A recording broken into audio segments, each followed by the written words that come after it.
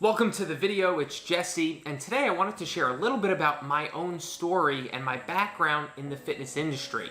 And I wanted to share this because most of my videos and content are about trying to educate people, trying to give people ideas and strategies to help them in their own fitness, but I don't talk a whole lot about my experience or my past in the industry. And I also had a little bit of a thought of with social media getting so big now, there's a lot of people who are like Instagram coaches, right? They just say that they're a coach in their bio all of a sudden overnight and are trying to tell people what to do, and they've never actually coached a client or an adult in person in the gym ever in their life, which I consider a massive disadvantage for someone actually training or coaching other people, even if it's virtually. And if you're here watching my videos and checking out my channel, you should know my experience and you should know my background. So I'm gonna share all that with you right now. If you like the video, go ahead, give it a thumbs up, and consider subscribing to my channel if you wanna get notified when I make more videos every single week. So I wasn't always into fitness. In high school, I played basketball, and we had practice 2 hours a day, and that took up the bulk of my life and the bulk of my extracurricular activities outside of school. And after high school finished, almost immediately after the season ended, I realized I now had all this time outside of school free where I didn't need to play basketball. I wasn't going on to play in college, and I had this extra time that I really still wanted to be active. I liked sports, I liked living an active lifestyle, but I didn't know what to fill that with. And ultimately I got into going to the gym and working out. And I really liked this because growing up, I was very insecure about myself. I was incredibly shy. I was like the shyest person you'll ever meet. And fitness and working out made me feel good about myself. It made me feel more confident in myself.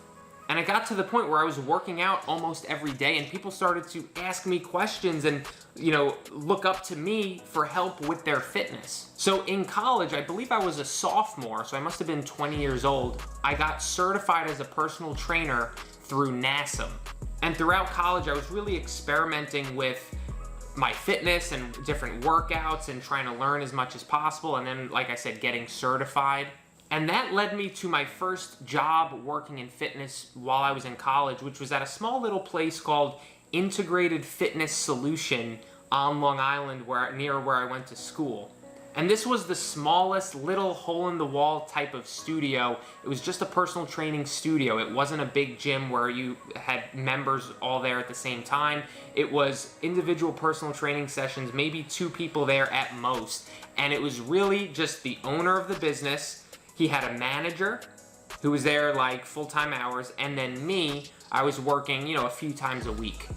And this is the first time I started to train actual adults, right? As a 20-year-old kid, like I said, many of my college friends and people were asking me for help and tips, and I was working out with them and maybe even giving them some free workout programs and stuff like that. But this is the first set job I had where I was getting paid to coach people and that they were adults as well. It was at this little studio that I really learned how to set up a training program, or a workout at least.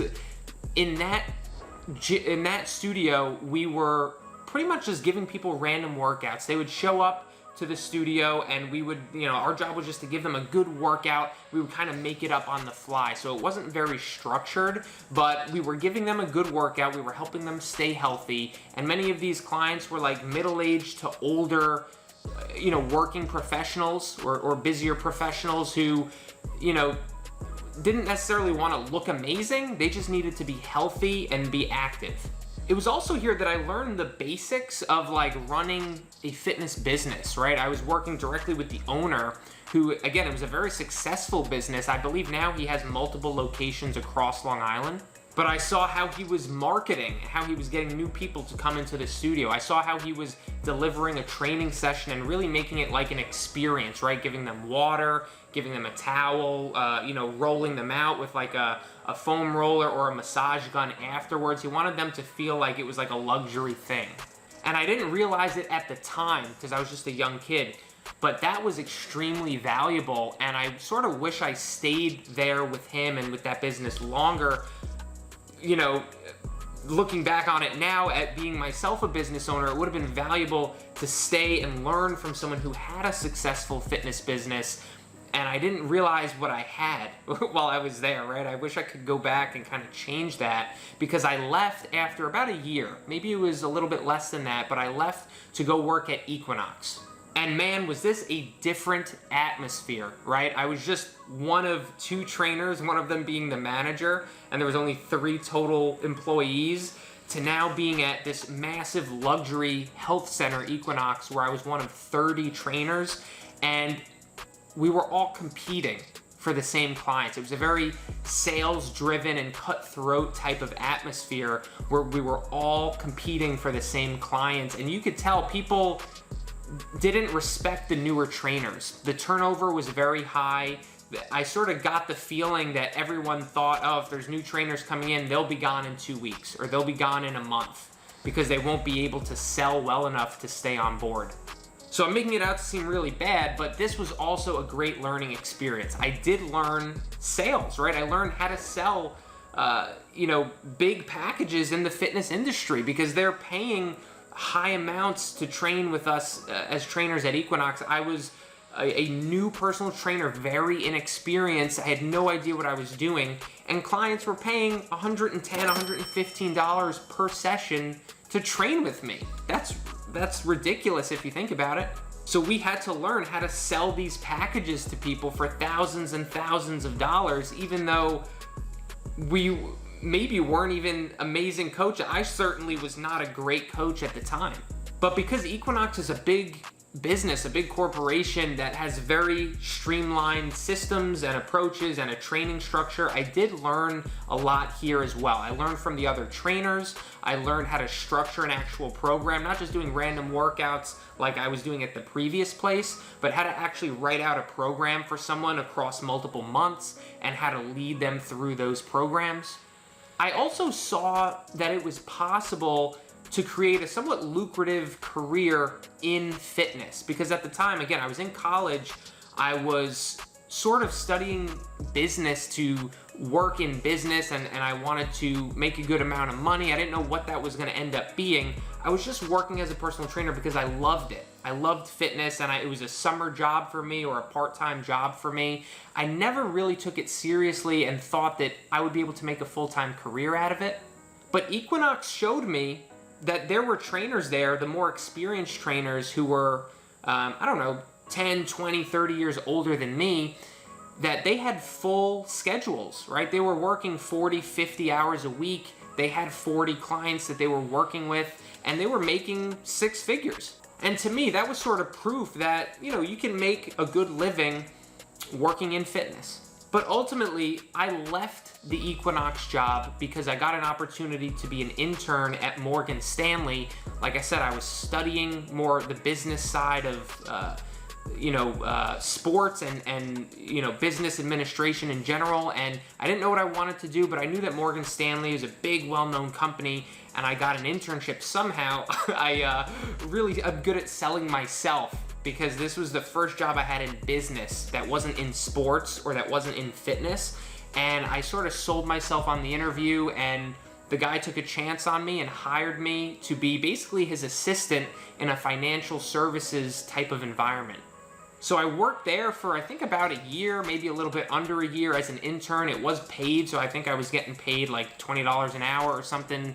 That felt really good as a student, but I didn't love it. I was really bad at it. I was just, so bad at everything he was asking me to do. And despite being really bad at it and not loving it, I was still graduating college with the mindset of I was going to work in business and I wasn't going to pursue fitness full time. But what happened on the last day of my internship at Morgan Stanley really changed my whole view on life, honestly, and my view on what I wanted to pursue. And it's a very sad story, actually. I've only shared it maybe once or twice, but what happened literally was my last day at Morgan Stanley. I remember it very specifically. And I was there early. There was a few other people there in the office as well. And what happened was one of the other advisors there, who I didn't know, but he had a heart attack right then and there in the office, and it was a whole big thing. Everyone was really scared. He got taken out in the ambulance and went to the hospital, and everyone was talking about it and saying, he'll be okay. He was only 52 years old from what I remember. They're like, you know, he'll pull through, he'll be all right. Ultimately, we found out that day that he wasn't all right. He actually ended up passing away, which is terrible. And I'm just getting goosebumps just kind of thinking about it. But it really shook us all in the office because my parents were older than him at the time, right? I knew people who were his age or older. And it was just sort of a freak thing that it really shifted my mindset. And I realized that this whole fitness and nutrition thing, because he was very overweight, this whole fitness and nutrition thing isn't just about looking good in the mirror, right? I was into it because I was wanting to look good and get confident and, you know, like be more outgoing, and I was selfishly using it to like improve my social life and improve, you know, how I looked. But I realized it wasn't only about aesthetics. It wasn't only about looking great. That's a nice benefit and a nice addition, but it's really about helping people live longer. And it's really about helping people spend more years with their loved ones, with their parents, with their relatives, with, you know, the people they care about, if they're able to take care of themselves properly. And really, that's what made me decide that I wanted to start my own business, which I called Rose Fitness NY for New York. The reason I called it Rose Fitness NY is because it just sounds a lot better than Rosenthal Fitness.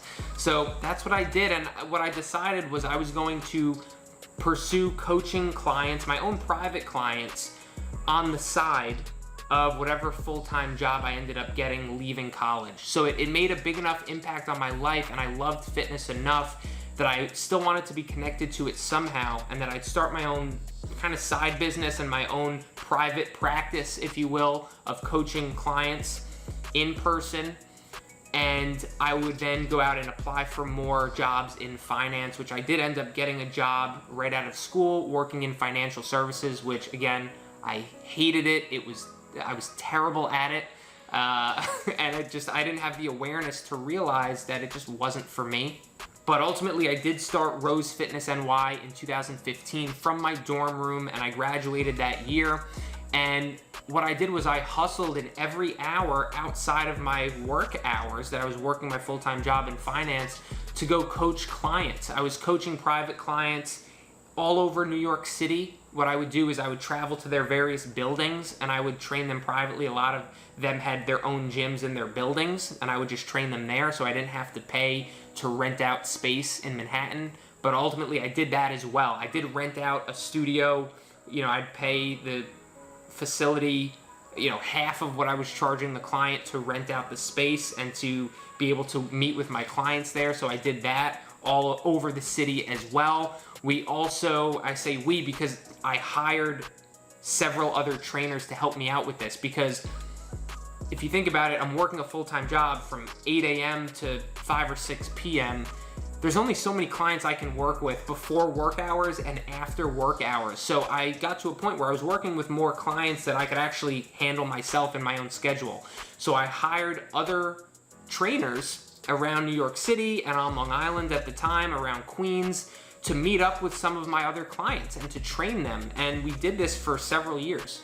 I had a trainer that covered New York City. I had a trainer for Queens and for Long Island as well. And even Morgan, you know, was a personal trainer at the time as well, and a group fitness instructor. She would train some of our clients too. And we would even hold group fitness classes, which we did on Long Island and we did in Queens too. So we had a pretty good thing going. But again, there was only so much time that I personally had. And eventually it got to the point where I realized there's only so many people we're gonna be able to help. Because even all the trainers that I had on the team, they had full-time jobs as well. They had other things going on as well. And they were just, you know, picking up a couple clients, 1, 2, 3 clients here and there that I could give them.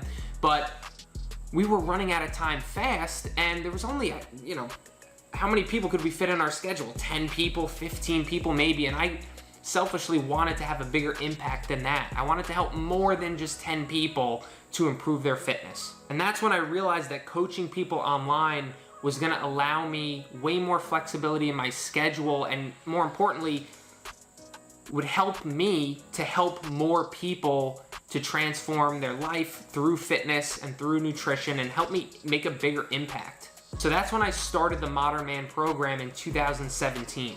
And I had this vision of wanting to create this modern man program and have it be more than just training clients one-on-one or coaching them virtually. I wanted to create a movement of men, right, that were from all over the world, all over the US and other countries as well, who would support each other, right? We would have a private group, we would hold each other accountable, we'd motivate each other, encourage each other, we'd become, friends, and we'd really share these same values in fitness and health that we shared with one another, and it would be this thing that was way bigger than just me.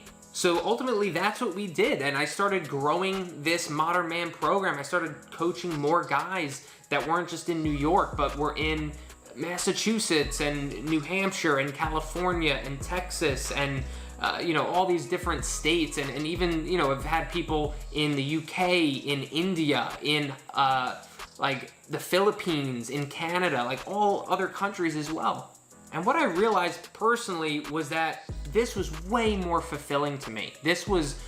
I love this much more than being in the gym with someone for an hour and counting their reps for them, when they already sort of knew what to do, just counting their reps. I wasn't passionate about training someone in the gym. What I was passionate about was supporting these guys over a longer period of time, telling them exactly what to do at their gym, telling them exactly what to do with their nutrition, and keeping them accountable to go out and do it on their own, to actually take ownership and do this themselves, and just giving them kind of the keys and the blueprint to go ahead and do it themselves. And this has really been my number one focus in life, aside from, family and Morgan and friends and Nigel. Career-wise, this has been my number one focus ever since. And I'm so passionate about helping the guys that I'm working with live the best life possible through fitness, and also helping new guys, helping more guys to live a higher quality of life. And I'm really privileged that I've been able to coach over 100 men over the course of these 5 years. We've had over 100 men go through the program, and many of them end up staying on board for longer than the initial 12 weeks. It's a 12-week program, and I ask that they commit at least those 3 months to give it a fair shot. And each year I've improved it. So in 2017, I was okay at it. 2018, it was getting a little bit better. 2019, more guys are getting results. Each year I improve it, I become a better coach, and we're at a point now where in 2021 and 2022 combined, like 92 or 93% of the guys who go through the initial 12-week program are seeing good enough results, are happy enough with the direction that their fitness is going, getting enough value from it, that they want to continue longer. So to me, that makes me super happy, because it shows that the success rate is super high. Even those who haven't continued, those 7 or 8% of guys who haven't continued, each time I've been surprised at it. They've been guys who have seen good results, and I would have expected to probably continue, but it doesn't always happen that way. So what does the future hold for me and my fitness career and the Modern Man program? First off, nothing has really changed. I'm still super passionate about coaching men through my Modern Man program to get in the best possible shape using sustainable strategies, and I want to continue to grow our community and help as many men as I possibly can. I also want to continue to have more Modern Man meetups, because although it's a virtual program and we're all scattered across the US and other countries, we've had multiple meetups, mostly in New York City, because that's where a lot of the guys are from, and that's, I'm nearby the city as well. But we've also had a meetup in Miami, which was super fun. I got to meet up with 4 or 5 of the guys, and this makes it so real, right? We all communicate online, every week, but it makes it so real to meet up in person and get to train together, get to get lunch together, and it's always a life-changing experience seeing these guys in person. Some of them have lost 20 pounds, some of them have totally transformed their body and their fitness, and I genuinely love meeting up with them in person to get to know them even more. So that's something I'll continue to schedule into the Modern Man program, is meetups as the year goes on. And who knows, maybe at some point we'll get a yearly or like an annual retreat where we can go somewhere nice like Miami or somewhere warm and all meet up together, enjoy the great weather, and also meet up for a few workouts or a few, dinners or drinks or something like that. And one thing that the future might hold as well is expanding the Modern Man team, right? Right now it's just me. I'm coaching everyone. There's nobody else helping out. There's no other trainers or anything like that. But at some point, I may want to have someone come on board the team and help out, whether it be another trainer or coach, or whether it be some sort of assistant or someone to handle, I don't know, some of the tasks that maybe I feel like I shouldn't be doing anymore. So maybe expanding the Modern Man team, but who knows when that will come. Could be soon, could be down the road, and I'm not exactly sure, I'm not exactly clear on exactly the next steps with that just yet. I'm not sure if this was interesting at all to you, if it was super boring, but hopefully you learned something about me or a little bit about my background that resonates with you. I really appreciate you. If you're watching this whole video, I genuinely appreciate you watching and listening when you could be doing something else. I would love for you to subscribe to my channel if you aren't already, because what I found out was that 96% of the people that watch these videos aren't subscribed. Only 3% are subscribed. So go ahead and subscribe to my channel because you'll actually get notified when I make new videos, and I will catch you on the next video.